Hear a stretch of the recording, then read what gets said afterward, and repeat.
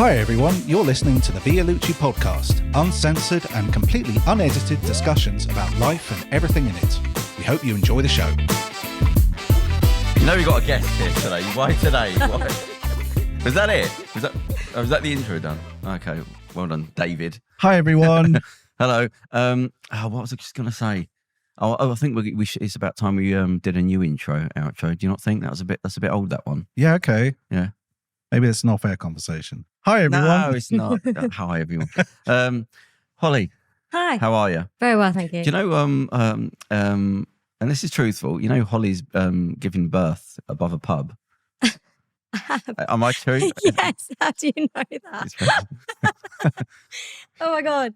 I was on EastEnders back in the day and I had a baby in the Queen Vic. So how's that? I actually did. Okay. What was more? When was that? How long ago was that? Oh my God, so that was pre-COVID. Probably about 3-4 years ago. Wow. Oh, Yeah. okay. Cool. Yeah, something like that. What was the storyline? It was a really weird storyline. I was like a long lost Did you have friend. speech? Yeah.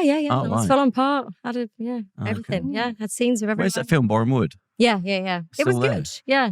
It was really enjoyable, actually. It was a really good experience. It was weird. I'm not going to, Right. you know, I mean, like- how? I don't want to be graphic. What?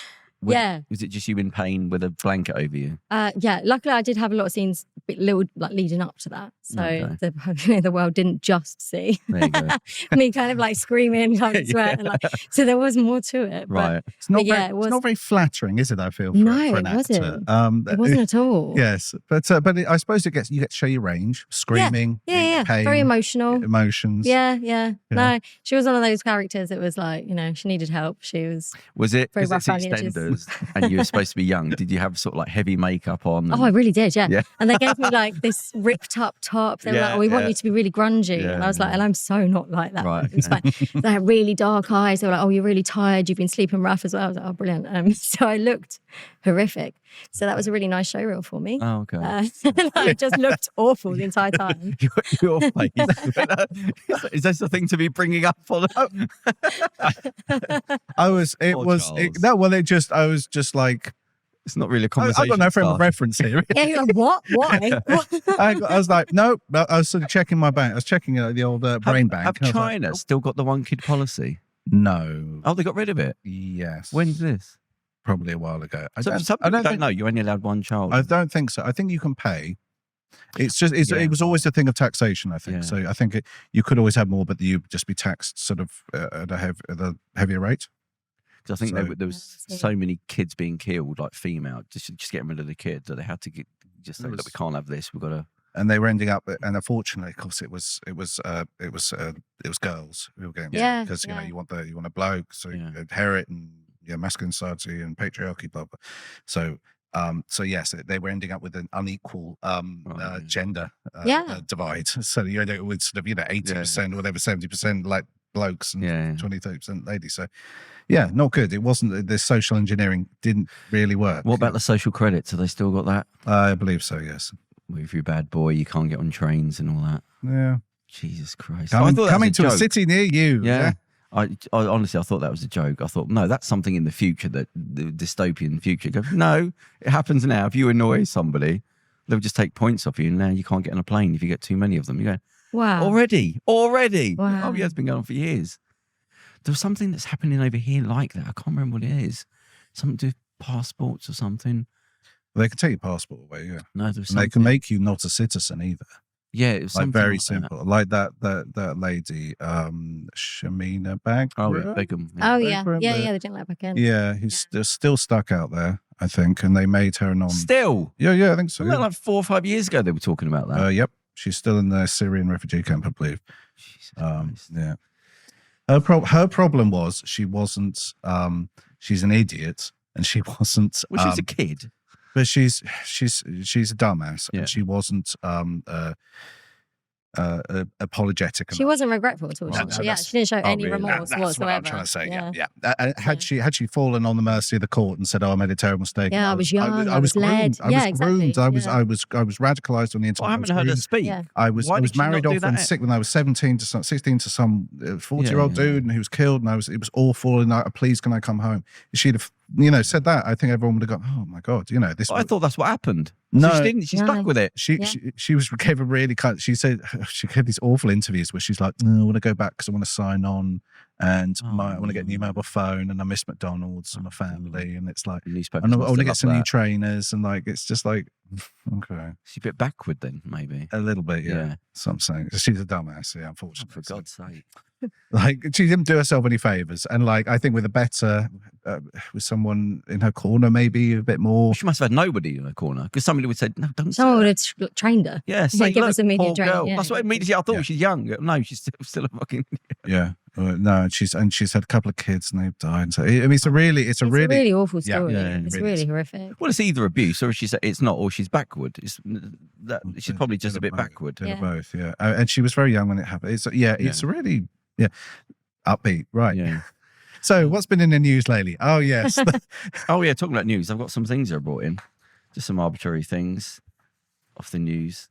Nothing good. Just the cartoon. It's all bad, isn't it? It's all bad. Well, it's borderline laughable if it wasn't horrible. Well, it's not horrible. So Bernie Ecclestone, the former Formula One boss, charged with 400 million fraud. And it was the fact the 91-year-old estimated to be worth 2.5 billion is said to have concealed millions that were uncovered during an investigation by HMR. When you've got a certain amount of money and you're at a certain age, you'd think, no, I don't need anybody chasing me now. I don't need any more worries. Nah, bung a few more. I want a few more quid for the last couple of years that I'm alive. You're not going to spend the money you've got, but can't help it. Like we've written a script about in the future. It turns out it's a condition where these billionaires, like there's greed. Yeah, they can't help. Greed is a mental illness. Yeah, but it's getting to that point because there's nothing on his side there. If you're 31, you're rich and you're greedy, you can get your head around just great. If you're 91, think of like what life should mature you naturally. You should get to a point where you start looking back and making everything it wasn't worth it and all that. But how much is enough? And that's what I mean. If you've got 2.5 billion. So that's your money. You can't spend that. No, everything's free to you now. Yeah, you don't spend money now. It's everything you've got. The interest is back in. I know. And you're means 91. That means that's your kids and your grandkids. And everything. You're not thinking about money's gone now. It's not even like, okay, I'm okay, and then I'll think about my kids, and I'll think about maybe their kids, and then I'm thinking about my family as a whole, and moving forward. But you're at that point where you could never, you're set for hundreds of years. Not going to run out. It's why you're still thinking about money. Like, and to be you're 91. You're not Well, what was what are you looking at? Yeah, like Joe Foster. Remember we spoke to? Yeah, he was the head of Reebok. We interviewed. Very nice man. Yeah. And he was an interesting guy because it was interesting talking to him because he was so different. He had such a different outlook on the world than I did, and it's really interesting to meet someone who was and talk to someone who was a very nice older gentleman, very nice. And I say real gentleman, really, really nice, really, really quietly spoken and polite. Not the sort of modern breed of what you think of a billionaire or whatever, or more rich, super rich guy, and.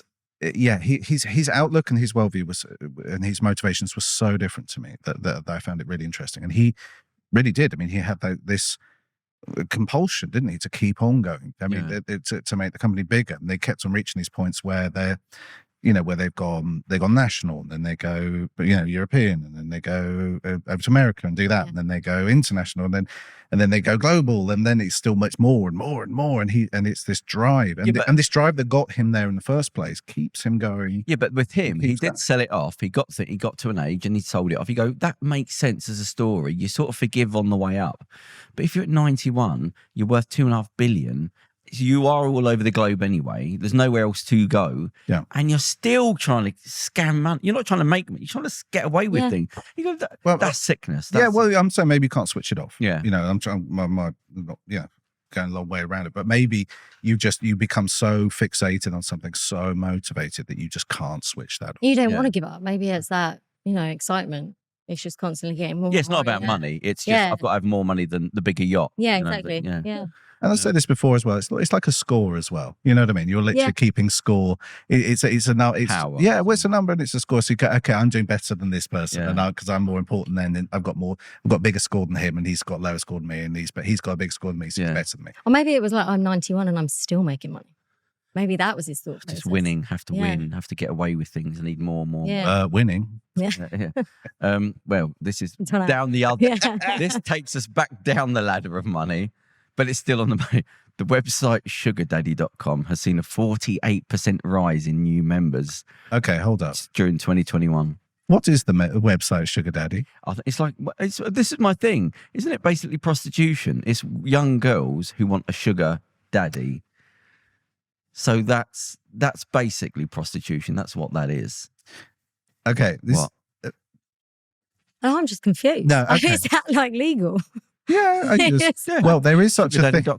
I swear there's, I don't know how I know this, but I do. I swear there is a kink called like PayPigs. Oh, no.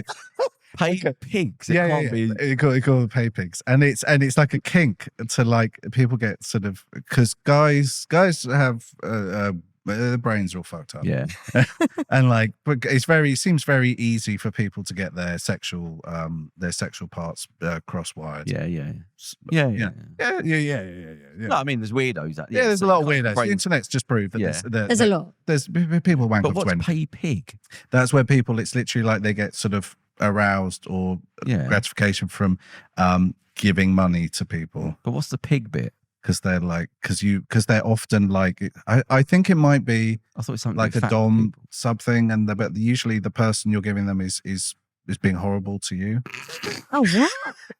So it's literally like, oh, you pig. You piece of, you scumbag piece of shit. Give me some money, yeah? And like, you fucking worm, yeah? You absolute nothing. And like, I think this, and like, you absolute cretin, you loser. And they're like, okay, here's some more money. And they're like, and I don't think these girls even do anything with them. They're just horrible. They're horrible and they mug them off. I mean, that's great. That's like most experiences with women with me down the pub. And I mean, what's she with him for? It's not because it is what it is. It's a mutual. He gets that, and she gets money. She gets loads of money. Yeah. So I think this is just a low version of that. Yeah. I didn't read the list. It's founded 20 years ago. So what was that take us to? 2000. Noughties, yeah. And a 48% rise. So 50% members have gone up. So that means 50% more young people are basically going on it just to get somebody to give them money to whatever. Cool. I mean, I might give that a try. But it's basically prostitution. Oh, come on. I don't even know what they do. Like, what do you get at? This is what I'm saying. What do you get at it? Like, it's largely geared towards women looking to meet men. There are also several other sites that cater to older women looking to meet younger men, such as toyboywarehouse.com. Wow. I mean, it says it on the tin. Warehouse. Give us two of them. Have you got one in one colour? There's a certain sort of. But it's there's a certain budget. Normalized. It sounds a bit Yeah. Well, it sounds really bad. Not Toy Boy's penthouse. Yeah, not Toy Boy. Not Toy Where's Boy. The forklift? Like the warehouse. It's just. But what my point like Costco, the point with this is, it's just slowly becoming normal. Do you know what I mean? You would have hidden from that before. That would have been like an escort, all quiet. Yeah. But it's like, no. It's like, what's the thing we was going to go on? The website, and everyone told us not to go on it. OnlyFans. OnlyFans, yeah. Which is, but that's slowly moving away from sex because they're trying to build the company. It's like Twitch sometimes. Sometimes people on Twitch. Twitch is a streaming site where people just. Oh, they're doing it on there now. People make a lot of money and it's donation led and stuff. But like, people get very thin about donations. People will cuss out their audience just for saying, "Oh, you're not donating me enough money. Give me some money." I'm not doing stuff. Does that work? Apparently so. Wow. So it's that masochism thing. A little bit. Like PayPig. Yeah. That is a little bit. Everywhere. Yeah. It's a little bit of that. Well, we're going to go back up the ladder of money again. There's a bit of a yo-yo. An airport that awarded its chief executive with almost 200,000 pay rise had the longest flight delays in the year. So Nick Barton, the CEO of Birmingham Airport, received a 49% pay rise in 2021. Yeah. That's with being the biggest failure. You get a 50% boost in your ways. Okay. I mean, what are you? Why do you think he got a pay rise of 49% in 2020? Oh, go on, don't know. Because they fired. They fired everyone else. Yes. Oh, right. So all of a sudden, So all of a sudden they cut costs, and then that money can go somewhere. Goes up to the top. And so this is the thing. And then it's always more with less, and they're not going to hire people. They just go, well, the wage bill's down. We'll just get them to do more. They'll work harder. Technology will fix it somehow. But it's just the lunacy of it. You go, it can't be that. You go, no, yeah, sack them so we can have more. No, you can't do that. Yeah, that's the way it works. More with less. Oh, yeah. This is how most jobs are going now. This is why the economy's in a bit of a problem. We actually probably have too low unemployment, which is a problem. Which sounds silly, but actually not. And this is one of those things that people can't really talk about with openly in the papers. I don't think Rishi Sunak or the Chancellor could come out and say, actually, unemployment's too low, because I think most people would just go, you're an idiot. What the hell are you talking about? We need to have zero unemployment. Yeah. No. In fact, most economists will tell you, I think you need between about 2.5 to 5% unemployment just for economic growth. And when you have less than that, then you actually have you can have that affects economic growth, and you get stagnation. This is what we're having. The issues we're having now is that actually we've stymied the supply of labour with Brexit, and then with COVID as well. And this has led to basically, as I said, sort of a recession that we're sort of heading into. We're long term, although they did say may have gone up slightly, but I think that's due to the cost of living and people spending more just because they have to spend more. Yeah. So. Right, well, let's leave the money thing because it's so bloody depressing. It's really depressing. It's just same old. It's nothing. Let's talk about sports. That sounds good. Holly. So, boxing. Yeah. Were we recording when we was talking about boxing before? I don't know. No, we weren't. Oh. It's hard to tell when we start recording these shows. Yeah, it's basically on air and off air. It sort of morphs into the same thing. So we was talking about how you like boxing. Yeah, so how old were you when you started? You said you got into it because of the 2012 Olympics. Yeah, I'd say it was back then. So how old were you then? So I just graduated. So I was, 20? I was 22. Oh, right. 22 then. And you didn't know you liked boxing? No. You just watched it? No, I had no idea. No idea. Did you immediately go out and start buying a pair of boxing gloves? And I very quickly got gloves. Yeah, I did. And I liked it when I went to the gym. I love sport and I do a lot of fitness as well. And so I'd go to the gym and I would I'd be fascinated by it. I'd be like, have you taken a punch to the face yet? Or was it just punching? Actually, once, yeah. I did have a trainer who did punch me in the face. And did you go, okay. I punched him back. Okay. Yeah, it was. I think exactly. I get very angry. Yeah. I was like, yeah. No, I think it's it comes out with the sport, and I have a lot of it just makes me feel better. It really does. I know it sounds crazy, but I love any kind of activity, but I do a lot of running. Not punching. Not just punching. No, I do a lot of I do just punching people. It makes me feel good. This one, no. She's on the local nightclub door next weekend. Sort you right out. No, no, it's mainly I do long distance running and things. I like to be really worn out, and I think that boxing does that as well. Yeah. It's so knackering. You're not hyperactive or anything. No, I just have I have a lot of energy. No, and I just feel so good afterwards. Yeah. And that, I was just the more I did it, the more I watched it. And you've never been tempted to get in the ring? No. Have you done sparring? Yeah, I have, yeah. And so you've had a smack in the mouth sort of? Oh, yeah. And I've had a couple of trainers that both said, oh, go on, you got to do it. Have fun. I'm worried what your agent's thinking. Just don't touch the face. Exactly. Don't touch the money. That is exactly why I haven't done it. Right. I'm hold on a minute. Yeah, one broken nose, that's it. Exactly, I'll be screwed. Yeah. So I really can't do it. Right, And that's why I was right, okay, I'll do more presenting. Oh, okay. So watch the boxing instead. Do you like boxercise now or something? I do bits of that, yeah. I do lots of CrossFit, so it's a mixture of every kind of fitness you can possibly do, really. It's funny because I did CrossFit for a while, and now because I'm in the gym and people just sat there doing sort of one set at a time, and people ask me things, and I was just thinking, I can't go back to that again because it's my heart rate barely goes up above 80 if I'm just doing it's nothing. I have to do 3 sets back to back. I'll now do 5 back to back, and then just boom, boom, boom, boom, and then people just sat there on the phone doing sort of. Some people ask me. I'm actually embarrassed for them because they say, "Excuse me, how do you do that?" And I think anything I say is wasted. So I have to sort of lie and try a bit more of the thing. Anyway, I've got to get back to and I hate to be rude like that, but I think there's no point.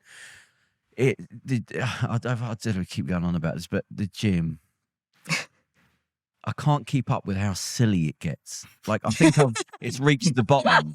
And every time I go again, it'll push the limits again to, as I said before, there was a guy just doing bicep curls and he had the phone in one hand and he just changed the phone over and was looking at the phone. Did he? Oh, wow. But that's happening. There was a guy the other week, I'm in the gym. Now, my thing is when people act stupid, but when they act stupid in front of you, you go, oh, they don't even care. Like socially now, they're just saying it in front of you. There was a Friday night, I was in there because I have to train when all the arseholes have gone. I have to go out of my way to train when the kids aren't going to be there. And I was there, it was about 8 o'clock at night. Actually, it was later than that. 2 guys come in, one's sort of moaning. And he went, yeah, we was here the other day. They might hear this one day. I was in here the other day. And he's saying this, and I'm 3 feet from him, and there's no one else in the change room, just 3 of us. He went, oh yeah, I was here the other day. We came here, and there's no one here. And he said, what'd you do? He said, oh, I just left. And I was thinking, stamp that and put that in my autobiography, that statement. That's another line. I came to the gym, but there was no one here, so I left. That's like the perfect time to train. But it was this thing of, well, what's the point me training? If I can't show off to anyone. But the fact of he wasn't trying to be funny, and he's saying he it was in front serious. of me. He's got no concept of like the stupidity of that statement. And his friend didn't go, what are you talking? There's 2, and I'm there. I came to the gym, there was no one there. What do I do? So I just left. Maybe I don't know what to start. Maybe he thought the place was haunted. I don't know. Like, it's too freaky. Yeah, but maybe he's scared to be there alone. I don't know. Like, I don't know what to do. Like even this morning, there was a guy that was a personal trainer, training somebody, and it was pointless what they were doing. It was pointless, and I was thinking, it's not my business. But when something's like, they do some of the boxing, which is like, you've got to know what you're doing. Don't just have people there and just tapping pads. Yeah. You're doing nothing there. I don't know if you're ignorant or it's willful. Just keep them coming back. Don't teach them anything because they need you. But I was thinking, that's nothing. And I hate, because who am I? But at a certain point you go, I'm in a playground now. I'm in the playground, so I have to join a different gym and go to another time at that gym. And it's like, well, why am I jumping around all over the place? I go to the gym and I can't. There's no equipment to use. I love it. I love it. They annoy you so much. You have to move gyms because you can't put 3. I wasn't going to admit to that. So 3, because they all have times when I can't go there. So you remember 3 different gyms so you can alternate the times. Yeah, I mean, yeah.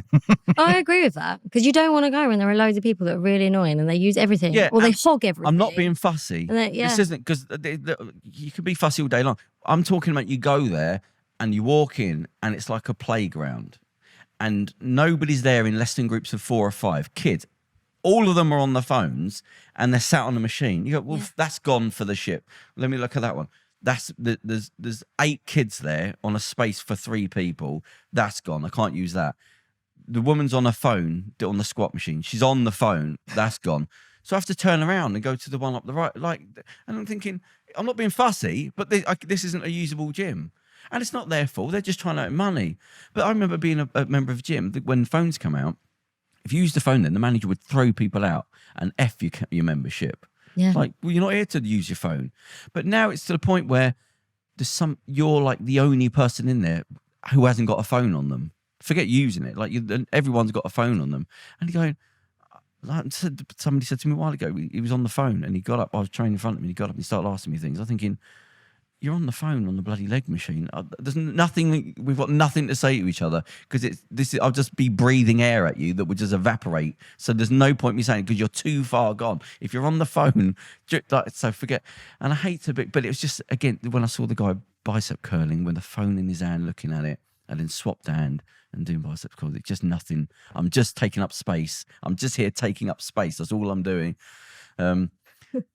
My favourite is the people driving. If you see people driving by themselves, there's a good 1 in 3, 1 in 4 chance that they'll be driving, looking down, looking at their phone. Oh no! And like if they're in a car with other people, they won't usually because they've got people to chat to. But it's a little thing. If you have a look, see someone in a car by themselves, there's a good chance they'll just be like staring down their car. Well, I said something the other day. So about 2 months ago, the law is now you're not allowed to touch your phone. I think that's good. That's much better. You can't touch it. Because what was happening in the early days, it wasn't well known, but people that were like celebrities, there was a lawyer you would go to that would instantly get you off because there was a loophole. Where you would say, if you were speeding, say for instance, you would say, well, I was using the TomTom thing and it's out of so the court aren't going to start investigating how fast was it, so they just let it go. So there was a loophole there. Now they closed that. It has to be whatever was on the dial. And then the other one was where if people were on their phone, again, you can't get away with it now, was the loophole was no, I was using the map, I was lost, and they can't, but now they've closed that. So now, isn't there any reasonable distraction or something? Now you can't touch your phone. You cannot be using that phone for any reason, because people can get done for smoking a cigarette or whatever, or drinking a. Is there something to do with eating? Yeah, you can't, because if you can do those things. There's no law to say you can't have a fag while you're driving, or you can't eat a Mars bar or have a can of Coke, but. If there's the thing of just being distracted, that's the sort of general law. So. Well, actually, people don't realise this, that your phone, where you'd put it on the screen, you're now not allowed to have it on the screen. Oh, yeah. It has to be in the out of your right corner. Yeah. It has to be out of the line of the window wipers. Yeah. They use that as where you need to see. So that has to be in the corner. There's actually 3 points if you've got it in the screen. God, because somebody could be crossing the road. There was a guy driving the other day and he had his laptop there and he had his emails open and his work, and he was literally driving and he was going. Yeah. And he was sort of it's important. trying to do what his work while he was driving, and I'm like, and I was like, stay away from that guy. Drive really far away. Chill back, chill, because that guy's a maniac. Well, it just goes to we didn't say this in the last podcast, maybe the one before, where you have to say now, people are actually junkies. This is why I said, well, damn, I forgot we watch, because I don't like having a phone in my eye line. Yeah. As much as it's taken away. I wear a watch so that 10 times a day for that second, I look at that, not that. But like in the gym with the kids, they're junkies. That they have to look at this phone. They're doing nothing. I've seen Instagram. Or on the YouTube just doing this. They're just scrolling, But that's not even addiction. It's not even addiction. That's a junkie.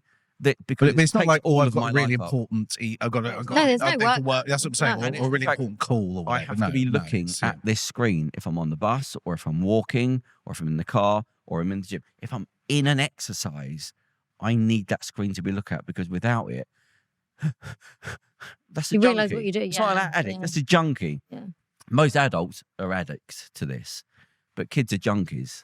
And what have you got now with a generation that are just addicted to that? See, we're just that.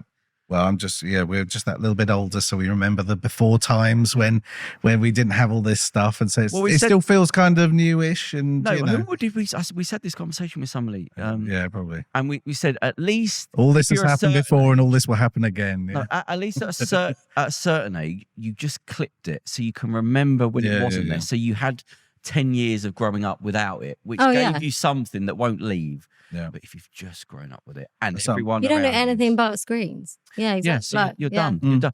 That's what I'm saying. Like, I was thinking if I grew up now, if I was a young kid now and I was a teenager now and just super cool and cute and hot, whatever, just just living life and free and whatever.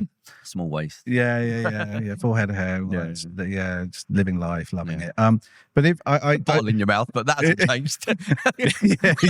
But and I wondered just how different growing up watching the internet and being just overwhelmed with all the internet brain poison and just politics and all this nonsense of the internet.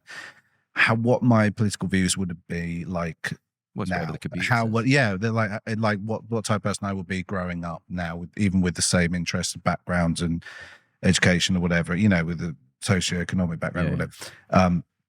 I think that I don't know what type of person, I think you could end up falling down all types of rabbit holes. I've got friends who come up with some very strange stuff every now and then, Yeah, it's particularly when social media and Facebook, and when like Corbyn was coming out, and I was working with a lot of like younger kids. I did a bit of teaching, and it was amazing the opinions that they had, and everything they had was from Instagram posts and Facebook, and the more they clicked on that, the more they would see of that. So they had absolutely no outer vision to anything else that was going on or any other opinion. No depth of knowledge, just whatever that screen says before I flick. Yeah, exactly. Forget studying. Yeah, there was nothing. Just headlines. Well, it's you. Okay, you like rabbit videos. Here's rabbit videos 20 forever. Yeah, that's all you're ever going to watch. Yeah. And I think it's really worrying. So I've worked with a lot of kids in the past, even like as young as like 2, 3, and they've got these iPads that come up with ads. Kids just give them a TV screen. Yeah, it's like, oh, be quiet, she's annoying. Or a lot of learning apps now are online, and they have ads that come up, and you're like, and those ads are tailored, obviously, to different, views, beliefs. And I think it's worrying. You think, what is going to happen when they grow up, and who are they going to be? Well, yeah.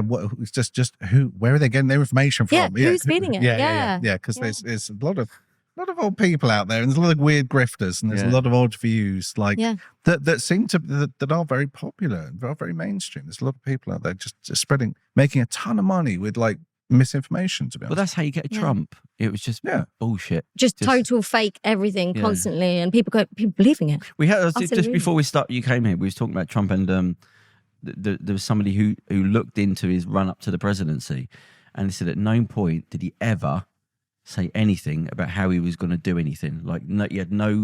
Usually they'll come in and they'll work on a budget for this is how we're going to improve this, and this we're going to do that. I'm going to raise taxes by whatever, and I'm going to deregulate the water industry. He had nothing. He just spoke in platitudes. He didn't give any details of how to do anything. It was just, we're going to do this, we're going to do that, we want to do that thing. But he's like, well, how are you going to do it? We're going to do it on the we'll just get it done. But he never had any plan for anything. But you have to go away, and your party would have to come up with an idea of what nothing, just speeches, just Google headlines. People like this, but people do like. Unfortunately, I do think people like this because they love it. They fall for it, and they're just sold. Because a lot of people as well, they're like, okay, they don't really understand how tax laws work, and they don't really understand how banking regulation works, or whatever. All the actual granular policies, the actual details of all these things. They're like, I don't really understand healthcare policy, or whatever, law. I don't really understand how that works. But just saying, I'm going to fix the bad things. They're like, okay, yeah, that sounds great. That's good. Yeah, I don't like the bad things. He sounds like he knows what he's talking about. Yeah. Yeah. Well, I sent you the video of the Good Liars. Have you heard of this couple of guys, and they're in America, called The Good Lies. Everyone should subscribe to it. It's a YouTube thing. And they basically just go to sort of Trump rallies. Oh, I've seen this. It's brilliant. It's fantastic. And when they ask in the questions. And they just trap from what... There's the one guy, which was the... not the Black Lives Matter. What's the other one? When you study the imbalances, they were going on about it all the time. A critical race theory. Yeah. So and he's there at the rally. He's not just some random bloke that they stopped. He's there at the rally. Was it like Channel 5 stuff? But not English Channel 5, but there's a YouTube channel. There's a YouTube channel. It's American. Yeah. It's American guys, Channel 5. It's like it's not a channel, it's their own little... Yeah, but they're called Channel 5, yeah. Oh, right, I think so, yeah. But he just says to the guy, so why are you here? Because I don't want my kids being taught. And he says, what is it? He goes, well, I don't know all the details. But he said, no, but which part of it? He said, well, as I said, I don't know all the details. He said, well, give us the one bit that you do like. And he says, well, I don't really know too much about. And he's like, oh my God, they're there. They have your vote. They equal your vote. Yeah. One person to one vote. Well, like James O'Brien. The LBC guy, guy. He basically made a whole career off asking people what they wanted from Brexit. That's all he ever did, was just they kind of go, oh, I think Brexit's really good. Okay, give me a reason why. What do you want from Brexit? And they're like, something about immigrants, sovereignty. And he goes, what does that word mean? They get angry. Yeah. So. Yeah. Well, why do you hate liberals? Well, don't you want fairness and equality? Yeah. And they corner them with like, no, it just means them. I know. It's like when people talk about woke and stuff. It's just like, well, what do you mean by that? They're like, well, it's fairness, equality and anti-racism and not being a dick to people. And you're like, okay, and that's bad. It sounds like you're framing that as being bad. And they're like, well, it is bad, but not for that reason. And then they just hang up. Oh God, right. No negativity, even though there's not a lot else. Once you remove negativity from right. Okay. So the Tory leadership then. Oh no. No. Right. Just you said something had happened recently, but I was from it. Well, yeah, because they had a discussion where they got like these 5 goblin people up, and they picked, and they were vying to be the next Goblin King Prime Minister. Yeah. It was, as I said, I wasn't going to watch it because I knew it was going to depress me and anger me. Yeah, yeah. I was going to watch England, Northern Ireland, the women's football, because I just thought, okay, that'll calm me down, relax me. I didn't. I had that itch. No. And I was like, oh, I just have to. Masochism. Yeah. A bit like that. Sort of Call me a fat pig. cigarette. Yeah, putting cigarettes out while I'm doing it. Going, this is like this shit. Yeah, being abused, taking your money. Tax has gone up. Yeah, it's another cigarette. Finally, feel something. Yeah, it made me feel something. Feel alive. So yeah, I did watch it, and it was just awful, and it was exactly what I thought, and it just, and again, it was one of those things, and it felt exactly the same as the one they had 3 years ago when Boris Johnson, when Theresa May stepped down, and they got Boris Johnson instead, and it was one of those things where they had the issues that everyone was talking about. Okay, what are we going to do about Brexit? What are we going to do about a cost of living crisis? What are we going to do about COVID and Russia and stuff? Yeah, we've got these big issues. And they asked them these questions, and none of them had any answers. Didn't even come close to even platitude or vagaries of like, oh, just fix it or get it done. And it was super worrying because I just thought, okay, I don't know. I tried to not be negative and black-pilled and just a doomer. But they are all awful. I just looked at it and thought, oh God, there's no hope. I thought, because there's a bit of hope. I thought maybe we could have a little bit of hope. Boris Johnson. Why watch it? Why do that to yourself? It's just nothing. Because these... Whatever speeches they said then, they said the one before, and them speeches about people and crime, going to be tough in education. It's just a record that goes round. And nothing can be trusted anyway. Like what's said, yes, even I said, and because I saw a bit of it, and I was like, well, hold on a minute. Why? I know that obviously we want to know a bit about our potential future Prime Minister, but it's like, well, we're not voting. So it was this weird thing of like them trying to sell to who? Like, we're not voting for you. Your own party are. And I also find it's they've decided that obviously Boris, he's a bad guy. Let's, his head roll. But actually the whole party are...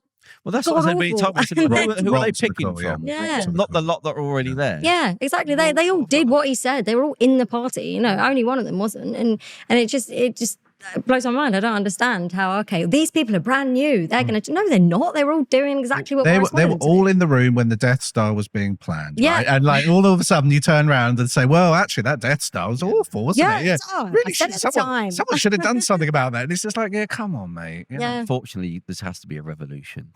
Yeah. He hates it, but you're just spinning the same in a video blade. game, in theory, not peaceful. Well, I mean, not a mental revolution. Don't be pulling people out of buildings or anything like that. No, we wouldn't want that. No, that'd be a crime. I am getting. This is. What I suggest is we carry on doing the same thing. That's what I suggest. And hope things get better. Just hope. Yeah. I think my great-grandfather, he used to say that. But basically, this is the thing that annoys me, though, when people don't do anything about it. You are kicking the can down the road to your kids. So just people know, you're not just not doing anything. You are going to make it worse. You're making it continue. For your children, by the way. So we just say that. So, but carry on. Just let them, hopefully they'll change in the future. It's a tricky thing. Because it's simple. It's not going to change, and it will only get worse until things break, and then it starts again. But then you go. Do you try to go down the accelerationist? What do you mean? Where you try and intentionally make things so bad that it explodes. Listen, some people argue. Some people argue if you vote for Trump, then he's awful candidate. It'll be a disaster, and he'll make things so bad that there will be a revolution, Hunger Games style. Yeah, huge reform. There'll be an appetite for it. Precisely. But then in the short to medium term, you are just making everyone's lives a bit worse. Yeah. But you're doing the thing of, you've had the chances of things changing for longer than you should, and it's not changing, and it's getting worse. It's never got better. It's not got back, and it only gets tighter and more corrupt and more blah. So what do you think is going to happen? It's like you're sort of talking with a mental case. What do you think is going to happen if the ball's rolling down the hill and nothing gets in the way? You think the ball's going to roll back up the hill? I don't understand why you think something's going to change. You go, yeah, but I don't want revolution. You go, well, that's the choices you've got. Hope the whole ball rolls back up the hill. Yeah. Or you've got to change that. And you don't want it to because it's going to be hard. But most people are living in hell anyway. Most people have no money anyway. Most people are standing outside food banks anyway. So the only people that are saying I don't want a revolution are the people that have got something to lose, which is becoming less and less people. Yeah. Unfortunately, revolution isn't on the ballot. I wish it was. There's not saying. Yeah, none of the above. None of the above. Yeah, like just I don't know. I'm talking about social revolution again. Yeah. But oh, that's a really good point. But listen, I'm tired of saying this, so let's just do with what you want. Then let's just carry on. Then I'll see you in 4 years or 10 years or before you die, when your grandkids are coming up and they're listening to the same speech about the education getting better, and we're going to do more for society, and we're going to be tougher on crime. But go around harm reduction. What do you mean? Well, I think that there is, I do think that there is an argument for harm reduction. And unfortunately, if someone's like, it is the old argument of like, you have two candidates and one says, I'm going to build 50 concentration camps. And the other candidate says, well, I think that's a bit extreme. I'm only going to build 20. And you're unfortunately, I would vote. One, You vote for the guy who's going to build 20 concentration camps. Unfortunately, you know what I mean. It's like the lesser evil. That's all we can hope for. Yes, that's really depressing. Exactly. But that never happened. It only gets worse. The poor. We've got food banks. Yeah. I mean, it's getting worse. It's not healing. It's getting worse, and they will not do anything unless they're forced to. Yeah, that is it. Yeah. And unless they're forced to, they're not bothered because they're up in another little world. So keep talking. Do the marches. They love it because it's anything other than do something. Yeah. Phone up the radio station, complain, tell them I hate him. They couldn't care less. They slagging me off. Yeah. Keep them slagging. Keep them over there. It doesn't matter. Don't let it bottle up. Yeah. Let them walk. Let that will come because we're up there. We don't hear any of it. We have to. I do think as well that you're seeing them. They're in a separate world right now. The fact that Boris broke the law. I mean, what could he have done? Do you know what I mean? Like, that would have been worse than he had this list of, and he still wouldn't resign, and we had no power. Yeah. And I can't believe that there's one rule for them, another for us, and it's just they're saying the same thing about now. Trump. Yeah. That both constitutions were sort of geared towards somebody would have a moral code, and when somebody's coming along and go, I don't care about your law.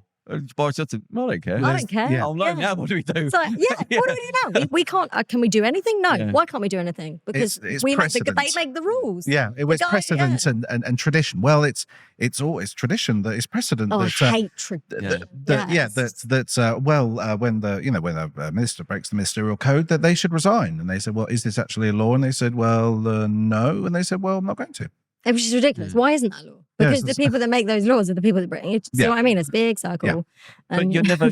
It's like saying somebody in Hertfordshire is saying some stuff about you. You go, well, okay, I'm never going to meet them. I've got nothing to do with them. Why would I be bothered? It's not touching them. They're not bothered. It's fun. It's games. It's politics. Let's see what happens this time next year. Yeah, well, I can tell you. Well, no. Nothing. So I think with energy prices rising, with food prices rising, this is going to carry on going. Unfortunately, I think it's going to get worse and worse and worse. Yeah. I think if we have a winter, I think it's suddenly like fuel bills, but we suddenly have a bit of a cold winter, cold snap. People are really going to start feeling that. People are grumbling a lot now, and I think people will be furious. They say the revolution start to happen is when the poverty touches the emergency services and the police, and they start going, well, we're not going to defend you because why now there's this bloke that's saying we will get paid and you're not paying us. It's like 4 years ago now, a guy I knew who lost everything, like 55, lost everything, and he was looking for a room, and he was a millionaire, and he's looking for a room, and I was working with him, and he said, I'm going to look at places, and he said, it's like 450 quid for a room. He said, I thought it was a bit cheap. He said there was 2 beds in there. I was supposed to share with like somebody else. That's what they're doing. That's not even, the rooms are getting smaller, the flats are getting cut in half, and that's smaller and smaller. And now you're sharing rooms. When I used to be a delivery man, I'd go into houses, and the staircase was like smaller than me. And I was thinking, I'm not getting that big. I was thinking, this wasn't supposed to be a flat. This was the staircase is here, and What's it called? Hotbeds, yeah? I don't know. They swap it out. We have one person works day shift and the other person works night shift. Oh, God, I haven't heard of that. And you just swap it out. That's awful. Oh, yeah. Well, they do that with the cars. Uber, you don't get your own car. You have to give the car to the other person to take over the shift. Okay. But anyway, it kind of makes sense. You can't even own your own. Anyway, so he said, I went to one. The woman said it was whatever. It was in East Barnet. I can't remember the price. And she said, the room there, single room. He went in there. He said, there was a polystyrene partition in the same room. You go in the door, and that's your one, that's in your one. I think how disgusting. So I'm not joking. Bearing in mind, it's only going to get worse. So that room that you would be forced to live in, a room, is going to get halved because there's a lot of space. A lot of people will pay for it. Yeah, we'll end up being Velcroed to the bloody walls. As like an upright sleeping over a rope, yeah. Well, the penny, what is it? The penny ropes. Yeah, the penny ropes. Yeah, I never forgot that. When I was at school, they had this picture, and it was like the end. It was I thought it was a joke. Victorian times. Yeah. It was like 1890, and it was people sleeping. They had a rope across the room, and people were just like forward over it, and they were sleeping over a rope. Wow. And there's photographs. There's photographs. And you pay people like on their knees, just hanging over them. Yeah, right. You paid. You paid for that. Yeah, like penny. Because there's nowhere to sleep. So it's just in a room and just hung over the end. There's like and like it always stuck. I saw that when I was like 9 or something. It's like ingrained. Yeah, it really is stuck with me. I was like, oh my God. And like it's always become a bit of a joke. It's like, sleeping over like well, especially in the Victorian era, that people were so broke that you were just paying to find room for that night. Like the prostitute, you would get money just so you've got somewhere to eat. It was like a 24-hour recurring period. Keep going. But now we're sort of going back to that where you had your flat, now you can only have a flat, now you can only have a bedroom, can't afford that. Now you got to go outside of London, we can't afford a one bed, we're going to have a studio. Studio's quite, you've got to have one bed. You're just being a cupboard, like a Dracula. Yeah. Just like, no, it's true, yeah. On the fairground rides, where you get stuck you sort of jump into the room. And the centrifugal force. Can't have your own blanket, you have to bring that with you, that's not free. It's a pay extra for the blanket. Yeah. I'm really intrigued about the rope though. Like, is that comfortable? Do you know what I mean? We need to. No, quite clear. Have you ever tried it though? Maybe it's like maybe it's something you get used to. I don't know. I just feel like we should put up a rope and see what it actually feels like. I think. I think it would. I think you get all the blood would rush to your head. Maybe it makes you sleep better. I don't know. What? No. Oh my God. Hang over the rope. Wow, that's not even how I imagined it. It's worse. Let's have a look. And there's a few pictures like that. There's closer up ones where you just. Because I imagined it like the middle of your body, like you were. I've seen that. Look at that. Yeah, I've seen them just flop over forward. God, wouldn't it be better to just like be on the floor? Well, it's probably filth and things on the floor. Rats. But I don't know. But like for some reason that was a thing. I don't know why. I don't know who came up with that. But rats, it might have been a thing. I don't know. When I was home, I might have said this. Oh, you don't know anything about me. I don't judge me. But I was home. I ran away from home as a kid, lived in the streets. And it sounds funny now to say that I remember having a bin to climb into, like the cardboard, you know, with the cardboard down. Which felt like a luxury when I did it. I thought this is always a really good idea because it's dry and it's secure. Because your main thing is you're scared about people. The darkness is people's the problem. So the thing would come down. But I had to get up because I felt pulling at my bomber jacket, and it wasn't. I don't think it was bitten, but it was like rats that were walking on it were catching it. Oh, and I was like, what the? And I had to get up and climb into the bin. So. It genuinely thought, this is a really good idea. It's fantastic. Nobody knows. Or sleeping in a park. That's another one. That's a good idea. Like the kids' toy, like the. Oh yeah. And you go and climb into the thing. My mate, he had some living issues for a bit, and he was considering. He didn't, I don't think. He was considering sleeping in his car, and he got really into. It's called urban camping. Oh wow! There's loads of big YouTube videos on this, and he was starting to do his research on it, and he would send me these clips and images of people who'd done it. Who said, "Oh yeah, no, I've lived in the IKEA car park for 13 years," and they'd show some hollowed out eyed, like haunted looking man. And I was like, yeah, you look good for him. I was like, dude, like is actually I prefer it. You know what I mean? And it's like there's honest to God, I think it's urban camping, or urban sort of living with it. And like there's a whole thing online. There's the YouTube channels with millions of subscribers. And there was this dude just telling you how to like how to eat, and you cook the baked beans on the engine. With the tin, and then you pour it in a pack of crisps. Oh God. And it's just miserable. The thing is, so you don't realise that when you've got nothing, that's no irony. That's a good idea. Yeah. Because I lived in a car for about 3 years on and off. Like that was me looking around at other people going, fucking, I've got to keep this car away from them because they'll steal it. Like, that it was a proper luxury. I knew, even at the time, I thought this is a luxury. No tax or insurance or anything like that. But you get away with it then. But that was even now I can remember thinking, God, I was so lucky to have that.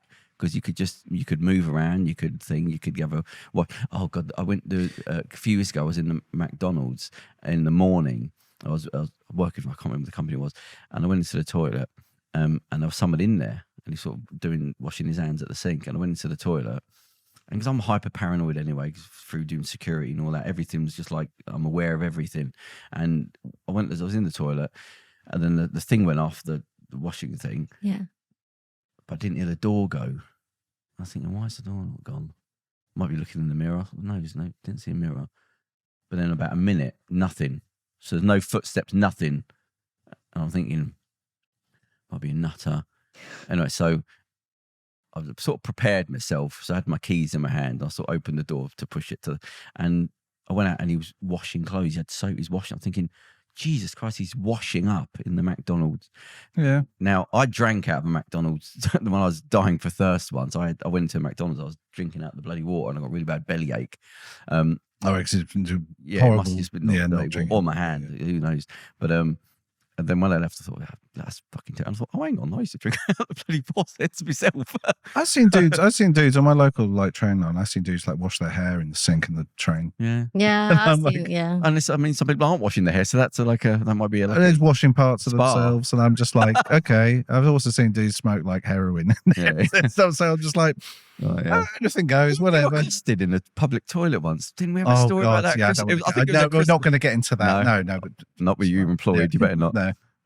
No, it's just not. Well, let's get the conversation out of the literally out of the toilet. So you're acting. Are you acting at the moment? You're getting no, I'm presenting more now. Yeah, okay. So I've moved straight into presenting. I prefer to do sports presenting. I started off doing all sorts of presenting. I wouldn't kids stuff. Did you? Yeah, a little bit of kids stuff. I did beauty products. I did really random, really varied. It's a proper skill to be a presenter because I can sell anything, but I can't fake liking stuff. Just sometimes it's hard when you're it's particularly with sport. One of the hardest things was I had to go and interview Tottenham fans. I support Arsenal, so I was just full of hatred the entire time. Really? So and at one point I kept saying Arsenal, and so oh my God, that'd be so. But can you imagine if I said Arsenal when I meant? So do you actually go to games? Yeah, so I was filming outside of games. So I was doing vox pop things. I've done stuff inside games. I did stuff with the FA Cup women's final, and now I've moved into boxing stuff. So I've been chatting about it bits on TalkSport. And the most exciting thing, I've got a YouTube channel now called The Fight to Fight, and basically I'm all about female sports. I really love the rise of it right now, particularly in boxing. That's my favourite. So I've been finding female boxers and I've been interviewing them. It was more like a chat. It's more like this. And learning about their story, the amazing things that they went through, pretending to be men when they were, pretending to be little boys when they were growing up. Yeah. And it was only when they were 13, 14, people realised they were girls. But luckily by then they were decent boxers and they were allowed to stay in training. The different kinds of sexism they've had, horrible things that have happened to them. And now they're world champions and they are leading the way for... Yeah, who did you just speak with? So my first episode was with Chantal Cameron. So she's current world champion. She holds 2 of the belts. British? Yeah, British. And this is just on YouTube? It's YouTube, yeah. It's just called The Fight to Fight. Cool. And I'm lining up guests. I've got an amazing guest next week, which I'm really excited about. She's also a world champion. Wow. And the plan is to build up these stories because with male fighters, you normally hear their story, and it's in the interviews, and with the female fighters, you don't really know it until they headline something massive. So a couple of months ago, we had Katie Taylor and Amanda Serrano. I don't know if you know about that. It was a massive female fight, the biggest in history. Yeah. And it was at Madison Square Garden, first ever time. Yes. Yeah. So I did hear that. It's really big deal. Both American? No, so Katie is Irish and Amanda Serrano is American. And they're like, Katie Taylor's like the god of female boxing. Okay. She really is. Okay. She was the one that convinced the Olympic Committee to take it on as a sport for women. So she is like a real pioneer. Oh, okay. And Amanda Serrano, she's been fighting for years and years and years for literally like, a tenner, whereas the men are getting, millions. So yeah, they had this massive fight. And when that fight came on, people took notice and they heard their stories. And I was like, hold on a minute. You've got to get to Madison Square Garden before you are allowed to say your story or how you got into the sport, or like, no one knew. Like Katie Taylor had to pretend to be a boy for ages. She was called Kay Taylor. People thought she was a boy. Oh. And no one knew that until she had this headlining event. And so this YouTube channel is to be like, no, they're not going to wait until they're headlining something massive. Like, let's find out now. You go to them, do you? Or is it? It's just on Zoom, which is amazing. So we just hook up over Zoom. The one you've done, that wasn't Zoom, was it? Yeah, it was Zoom. I thought you sat on a ring. That's another one. So that was a little documentary that I did. Presenting job? Yeah, that was a little documentary. I was following a fighter she was the champion boxer, and she was moving into MMA. So I followed her journey into MMA, which was really cool. You had any dabbles with that? Have any what, sorry? Any dabbles with the MMA? Oh, do you know what? I really want to. Face, I know. So better. But there's Brazilian Jiu-Jitsu, which I'm like, apparently you use people's strength against them. I'm intrigued by that. So having no strength myself, that sounds useful. It sounds really good, doesn't it? I dated somebody. It was like second in the country, like years ago. And we were just messing around because I was a doorman at the time. I was like, and she's half my size, so we sort of pulling around with her. And then she sort of did something and something else, and I thought, oh Jesus, for a second there, like she had me, like I couldn't. Yeah, I think like because she twisted my ankle and pushed my wrist back for a second. The only thing that was holding my arm together was the cartilage. The joint was it was just the cartilage. I thought, oh, ow. Wow, that's weird. Yeah, at that time. It's not fun. But it's all joint manipulation. That's all. Yeah, because that's the thing with sport. I think that I mean, I like football. I'm a reasonably big football fan, and who do you support? Sport Reading. Oh, okay. So it's been lean times for the past 10 years. Let's say maybe 8 or 9 years. I listened to a bit of their Friendly today. Anyway, but yes, it's the stories behind it, and it's the wider stories. That's what makes sports really interesting, I find, and that's what it's the details about the players and the clubs and the history and where they've come from, what they fought against, different bits. And this person was here, and then they did this, and and then their brother done it. It's the sort of melodrama almost, and the wider stories and stuff that makes it so interesting. And that's what because it's the human stories. Guess what? It's the human stories and the human element. And that's the narrative, and that's what people connect with. And that's the difference, I think, between the casual viewer and someone who's a fan. You know what I mean? Yeah. Because I think you can still appreciate sports on just an aesthetic on a base level, but once you actually start getting deep into it, then once you learn all those little details and about personalities behind it, then you get a very greater sort of experience from it. Yeah, you fall in love with it, and it's the journey as well. So like I said, when I first started watching it was back in the Olympics, and I've seen these fighters grow, not just the women but the men as well, and like when you see someone go from being nothing to then being an absolute star, and perhaps when they were at that lowest point, they were homeless, or there's an amazing boxer, and she's got this incredible story about how she literally was homeless. She was on the street. She was like begging for a new pair of trainers, and now again she's a world champion. And it's like, that's the story. That's what you want to know about. And I think so. Yeah, I love the actual fight. I love watching football. But actually, when that team's gone through that, and you follow them through it, and you feel like you've been there. And where I moved to, there's quite an exclusive apartment block, and somebody said to me, there's quite a lot of like actors and footballers and that live here because it's slightly out of London, but not too far away, and it's secure and all that. And I just kept an eye. I don't know anybody, but I thought I'd keep an eye out. And I came in the wrong exit once. I'm on the first floor of the parking, and I came through the ground floor, And all the cars are sort of the same. It's medical professionals, things like that. You got Mercedes, BMW, the Fiat, blah, blah. I was just looking one day when I came in, all car normal, just a car park. So Mercedes, orange Lamborghini. Then I thought, I've got a funny feeling. I don't want to be prejudicial, but a convertible. Don't profile anyone here, but but it might be them. I saw them, and he was about 27, 28. I thought, oh, he's got to be the fella. There is. Might be wrong. He might be a GP. Well, there is like the player parking bit outside of the Reading Stadium, and it is. You can tell. You can tell where the cars. Where the board is, because it's just all baby Bentleys. Even at Reading, it's all sort of. I knew a guy. When I was doing removals, it was quite an exclusive company, so we did all like these big old places. And I spoke to this one guy, and it was one of the first internet companies, and him and his three mates had sold the company for 700 million in the late 90s and the early 90s. So he's worth a few quid. And we was talking about stuff anyway. He had cars. He had two cars looked exactly the same. He said, no, that one's a thingy thing, and that's a thingy. I was like, Jesus Christ. And I'm not like an idiot. I'm looking at him going, anyway.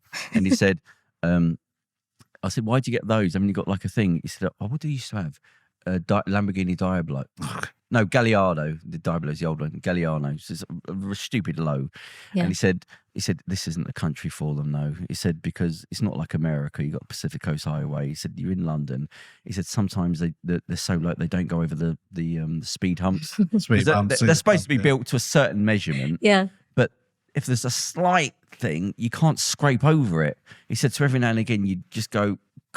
Oh no! And he said you'd be turning it around, and everyone would be going, "Ooh, wanker," because you're now trying to turn this bloody steering wheel around in this bloody luxury car, which you do not. And everyone hates you anyway. Yeah, and he said his friend had a Ferrari. I think it was in Muswell Hill, a convertible one. And he said he came out, the bakery, whatever it was, and somebody'd thrown a milkshake in the back. And it's like this Napa leather. So it's like, he said, so he got ready. He said, you can't, this isn't the car. In America, they will compliment you for a car. They will look at it and say, like, they're outgoing people. Here, it's fuck you. No, we hate you. Because it's so big. Yeah, it's not the same mentality. He said, so you can't have those sort of cars. He said, you don't want a car that you can't break down in and leave it to go and get help. Yeah. So here, you do it, they'll just key the shit out of your car. I remember there was a hotel in Birmingham and every now and then I used to go past, and there used to be like a, I don't know, nice expensive sports car, and everyone used to just be taking photos with, like, in front of it, just being like, pretending to like open the door and stuff. Yeah. and like, it was one of those things. I think like Will Smith had a car out there or something when he was staying there or something, and then like loads of people just pretending it's theirs. Yeah. When I was working in and that club, was before social media as well. So I was working at a club in I'll just say Hertfordshire, and there was like an old Cadillac pulled up. It was really nice looking. And just people have to spoil it. You can't just say there's a nice car, leave it alone. People were taking photographs all over it. Then a girl got on top of the bonnet and tried to have a photograph. And I was thinking, you really are a stupid moron. Like, you're damaging this. But the lack of even thought, not like a nasty person, just, I'm not thinking just like the way they just getting on a bonnet, and you go, but you're that level of dumbness. I was never that dumb at any stage of my life. Even like to toddler level, I was never that stupid. There was always an awareness of something that's wrong, or to climb onto the car, a clunky. It's not like you're just sitting on the bonnet. It's a Cadillac. You've got to get on it. And I was looking at her shoes, thinking, it's not my car. Thinking, don't scratch. Oh God, don't bump the. Don't, no thought. I don't know. Don't dent the bump. The bonnet. Yeah. Oh God. God, we're all over the houses. What else you got? What do you do for your hobbies apart from your thumping people? What else do I do? So I'm also reading. Reading. Violin. I'm a violinist. Oh, okay. I did also write. I haven't like sent it out for publishing or anything, but I've written a novel as well. What's the basis of it? It's kind of dystopian, which is why I got all excited about Revolution. Yeah. Come on, no one's ever agreed with me. It's like a breath of fresh air has just come into the. I'm all about revolution. Are you going to say no? No revolution? A mental revolution we're talking about. Well, I'm talking about, I'm warming to the idea, basically. You're just giving up. You're being because everything's getting worse, basically. What's the basis without selling it? So the basis, it's kind of like no, not Hunger Games yet. I'd say like 1984. So probably about. Well, I mean, it's coming really close. Yeah. So essentially what's happened is the world has it's a disaster because of the climate. There's so many people living that they've had to build these ridiculously tall towers to like house everybody essentially. So it's called Rise because they're all living in these massive towers. And it essentially follows 2 generations of people. So the mother is someone that lived in the time when it was like the fall. Yeah. So the absolute, disaster crash of life in itself, and the entrance into these towers. And then her daughter is like 30, 40 years on, and we're seeing her story and her realizing kind of like the corruption within these towers, because obviously it's a perfect opportunity for lovely governments such as ours to take control in a situation like that when it's a disaster situation, and what happens throughout their story. Yeah, I mean, it's not like you go, oh, this can't let me go. No, it will just happen slowly. Just bit by bit by bit. And no one notices as well. And so when you see like the history bit in the book as such, no one's really noticing. And I've tried to have different characters where some are beginning to be like, hold on a minute, and others are just like, oh, that's fine, at least I've got frozen peas are back in stock, kind of thing. Like this is the awful thing, is it happens slowly. I was thinking, just remember when things used to work, like even a few years in this country, like a few years, like we've just come to accept that, like, oh yeah, like you can't get a flight. Petrol, it'll be delayed. Yeah, petrol's just very expensive. Fuel, oh yeah, you probably can't have the lights on. Oh yeah, like food's really expensive. Yeah, oh you're going to go to the shop and they just won't have like half the stuff there sometimes. Well, food banks. Why are food banks there? What's the government? Don't we pay you to do this? We just come to accept this very slow. Like it's only a few years ago that these things were. They were shocking before. Yeah, exactly. And now it's like, okay, that's fine. I always find that when you buy something now, it like 6 months and it breaks, and I don't think that's okay. No, there's definitely built-in obsolescence, because people I know, older people who have had fridges, I'm looking for 30 years, just didn't break. There wasn't a thing. There weren't that much greed. Yeah. It was just that you made the money off of that. You made it because it was good, and people bought it because it was good. Well, I said before, when the Nazism fell and all the paperwork came out about things have been going on, something had got a lot of countries in trouble was with light bulbs. They were all manufactured differently, and some lasted different, and blah blah. And so you can go look at the paper. This is what happened. Okay. This is when they started to realise. I think minor laws were brought in about you're not allowed to Nazi light bulbs. No, it wasn't just them. This was the problem, because it wasn't them. It was like there was a massive thing, like overseas companies had got together and said, look, let's stop making different types of light bulbs because we don't know who's buying what. Let's just build a certain frame that they're only allowed. They will only last for a certain amount of time. And let's all agree to that because everyone needs them. Okay. And it came out and there's like 6 big countries were all doing it. It's like a big thing. So it's illegal to do it now. But phone, if I download anything, it immediately goes to shit. I think, well, that's supposed to upgrade the phone. And then every 2 years, updates. I don't do updates. The update is like, it's like a virus. The second I update anything, it all crashes. Yeah. And it's not, there's more software. But I'm not seeing any benefit. So whatever you're telling me, the benefit's supposed to be, shouldn't be crippling the phone. Because it's not like, oh wow, look at my phone, look what it now does. Yeah. It's a bit slower, but look. I'm loath to click that update button. I don't do it. Yeah. And I have to sit there with that bloody. Yeah, to click through all this stuff saying no, I don't want to update. Software that's been on there for a year. Just gonna leave it. I'll bloody stare. I'll outdo you bastard. I'll get bored before you do. But I love you in a battle of wills. Every time I look at it, it drives me up the bloody wall. But I'm not doing it. I don't care. That's after the last one, because I did it on my Mac, which I'd never done before. It changes everything, and it slowed. Yeah. I'd had the Mac for about 8 years, no problem. And I think every time I turn it on now, it's twice as long to turn. And I'm not seeing any benefit. I don't know what the benefit was supposed to be, but it's not worth what it did to the computer. It's the automatic ones on your PC or your whatever, your laptop. Because sometimes you just go, no, I can't be bothered to do it now, and then it goes, and then it does it by itself. Does it anyway, and then it sort of boots up again, and you're like, dude, I have to go. I have to go to work. Yeah. No, the Mac one, every sort of 10 times I turn it on, it pops up. Oh, the thing's ready. Stay ready. Cool. I ain't touching that bloody thing. Bloody lie. Do you ever read the Isaac Asimov? What was it? Oh God, it might be called The Star or something. I haven't read any Asimov. The short stories.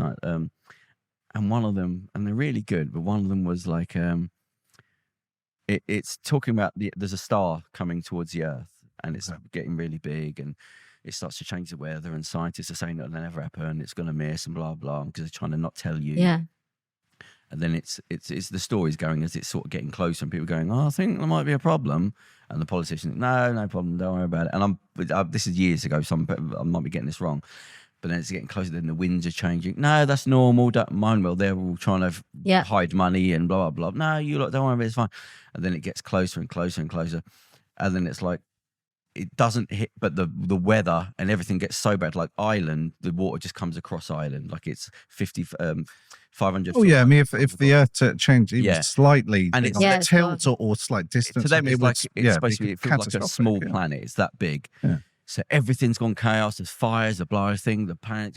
People are like dying everywhere. It goes down to 10% of the population. Like everyone's dying, and then it builds that whole thing of like the people and how bad it is, and like countries are wiped out. People have died with famine, blah blah blah. And then right at the end, because it's built up all this horror, like personal stories, is horror. Yeah. And everyone's gone, and it's just these few people and it cuts to like these aliens that have been keeping an eye on like this star going to hit this planet, and because they're at a distance, their report is like, oh no, it didn't hit it. There's a little bit more of the ice stuff at one end than the other, but everything's normal. As if like, yeah, who are you? Just people. It's just that was irrelevant. The planet's fine. It was all fine. Just right at the end, the report comes out. Yeah, it's a little bit of the ice is a bit different, but maybe we've changed. It's the same thing. It's the same. It didn't. Whatever. Oh God, they're good. Because I think you can get them in audiobook form now. Okay. If you go on YouTube, it's got all the stories. Like they've all been turned into audiobook, and they're all free from not royalties. What's the word? Is it royalty? Well, you don't have to pay. Yeah. So there's some good stories on copyright, I suppose. The copyright there. I think, what is it, 50 years, after 50 years or after death? It depends on... It might be variations to do with music and written word. Well, I know... It's 70 with... Oh, music it might be. Yeah. I think it's registering as well, because some characters, because there's issues with like sort of Batman and Superman, because they're sort of characters created in the late 30s, early 40s. So I think if there is a thing, if they are registered, because I looked into this, like, but so there is ways around that, and there's also, I think they have been changing things with music because it was coming up to like the Beatles. Oh, right. Yeah, what do you do with that? Yeah, the Beatles and the Stones and stuff will become royalty free, and they don't want that to happen, obviously, because they're still alive. People are getting older, so you're living longer, so you are still around. You're not dying at 50. People are still alive at 90 years old. You still my music. Get your hands off the bloody thing. Well, it's a new thing, isn't it? It's a new kind of thing, having a recorded medium, or so, actually having that as a format. So before it was just sheet music. Yeah. Literally. Yeah. Well, that's what it was. I mean, that's what and you maybe heard a performance, or you knew someone who could play it, and that was it. Yeah. So. Oh, there you go. Anything good happening? Anything positive? We've had anything revolution. positive? We've seen the literally the fall of planets. Anything? Well, next week I think the country's going to melt. So we'll God, yeah. So we're actually the crane lines genuinely. have Is there a star coming that no one's telling us about, and that is why we're melting? You saw the part. They wouldn't tell us, would they? No, they definitely wouldn't. No, there's somebody drew a picture. It's like the picture of the Earth, and they'd drawn on just what human beings were, and it's just like a little parasite on the I agree. about, just nothing more than that. There was the science program I was listening to, and they were talking about how deep we can drill. It's like 800 feet or something before the metal just starts to bend. And somebody said this deep drilling, and I said, right, imagine a football. I said, now imagine if you put a stamp on the inside of the football. Oh wow, is that how deep it is? They can only go that deep. And you go, actually, we're not that advanced. When you hear what's the program, you go, deep, 800 feet. You go, no, it's that. We've got nothing. But after that, the thing becomes butter. It's not. There's no the thing. But nanotechnology might change that. To do with the structure of nanos can make things a lot harder. They're even talking about bloody space elevators, like getting this up to a certain level, so you don't have to get burn out the atmosphere, because the nanos, it works, the carbon. Yeah, because that's the trouble is space travel. You'd have to ship everything out to the atmosphere. Now that takes a lot of energy, it takes a lot of fuel. You'd have to create the idea, I suppose, if you want to colonize things or create bigger ships or whatever. When we've destroyed this planet and we need to go and live somewhere else, we can just get in an elevator. Just moonwalk out the door. All these, like NASA and all this money that's taking out the GDP. You said, that's only for rich people to leave the planet. No, we're not going anywhere. What's that Elixir? What's that film? Elysium. Elysium, where they just live on. Jodie Foster. Well, that's what SpaceX is. SpaceX is just the escape route. It's literally escape route. Yeah. It's plan B. Like we're just going to sort this out for you. Like we'll be back. Buggered up this planet, and so we're off. We're off to Mars. Have you seen that? It was the Netflix film. It was out at Christmas. It was on with Leonardo DiCaprio and. The comedy. Yeah, it was a comedy, but it was like dead serious. It was literally what you said, like the Star Story and basically the billionaire that was essentially like Elon Musk kind of thing. He just called the shots because he had all the money and he'd like got this spaceship that the rich people would go on and the president would go on and everyone else just died. Yeah. So it was like it's a really good film. I haven't seen it. What happens at the end? Everyone dies. Okay. Yeah. Cool. Even the rich. No. Well, it's ambiguous.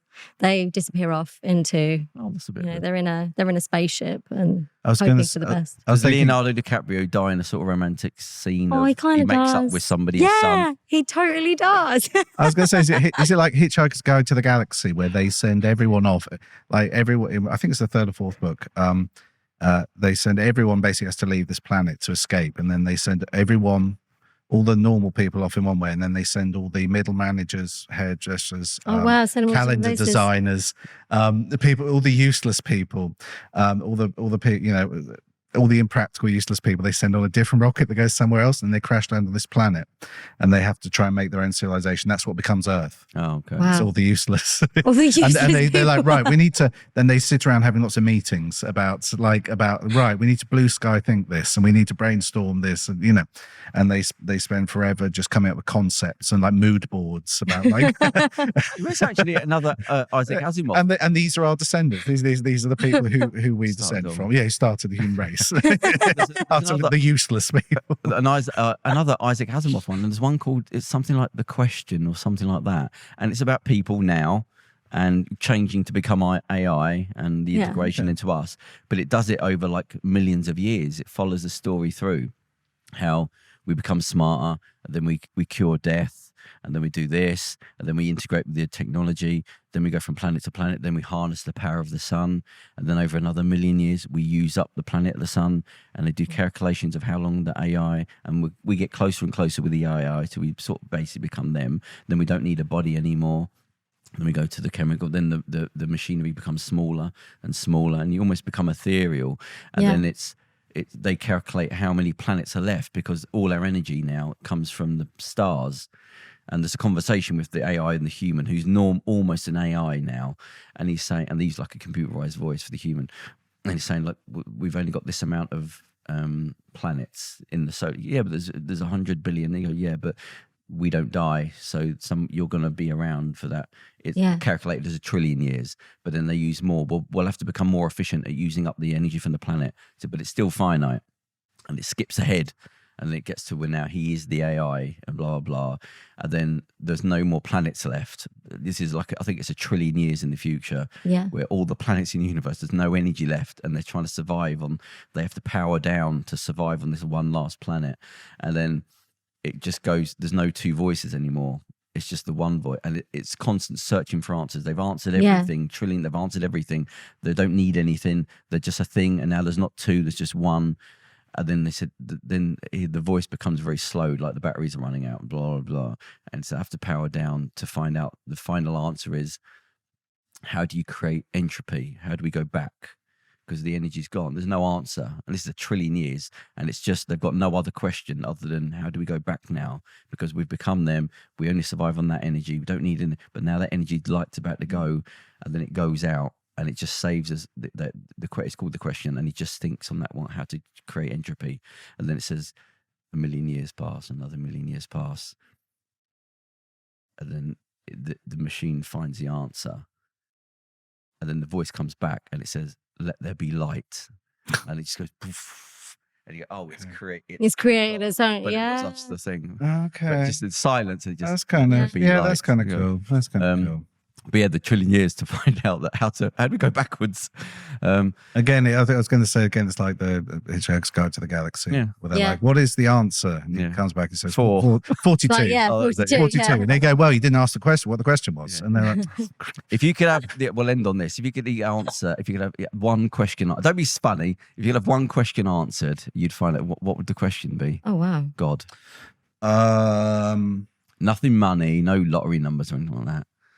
Would you say, well, like, what happens after you die? Something. It'd be something along that. Yeah, possibly. Where were we before? But is there more than the material world? Possibly something like that. But then I'm thinking, well, because that's kind of vague in itself. Because you're sort of thinking it's like with quantum stuff, and when you get down to sort of the quantum level, like there are things like reality and material.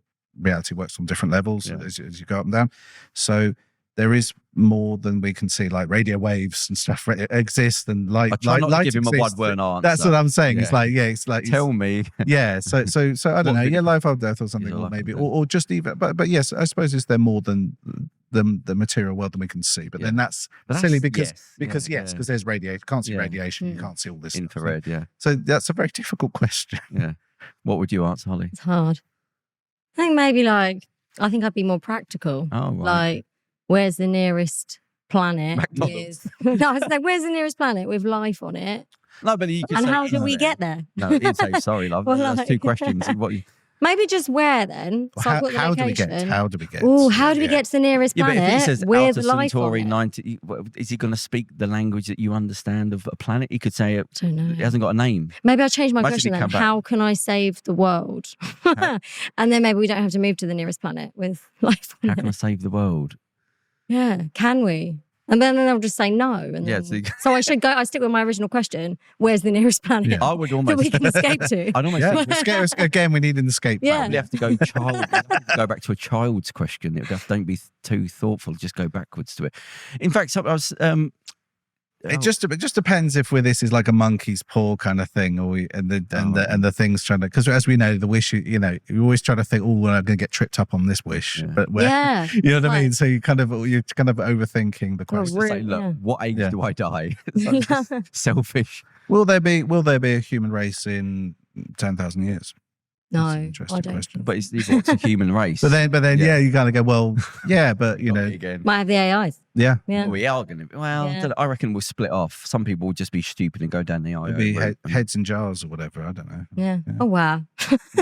So this is what we normally get up to. I think you've had a good taste. Basically, if you went to Broadmoor and listened to a conversation, toilet, something about him homeless. I didn't really hear what he said. And he's on Isaac Asimov, the planet died. And it would make more sense. Are you sure this happened? I swear we recorded it. It would make more sense if we were coming down from doing a large amount of drugs the previous night. It is that sort of question. Yeah, it's a kind of 5 a.m. kind of conversation. I think that says we've all got open minds because we've had quite a creative conversation. I'm stone sober, Actually, we should just destroy the evidence. So then everyone will be saying to Holly, are you sure? Yeah, what did you speak about again? The bloke and the alien.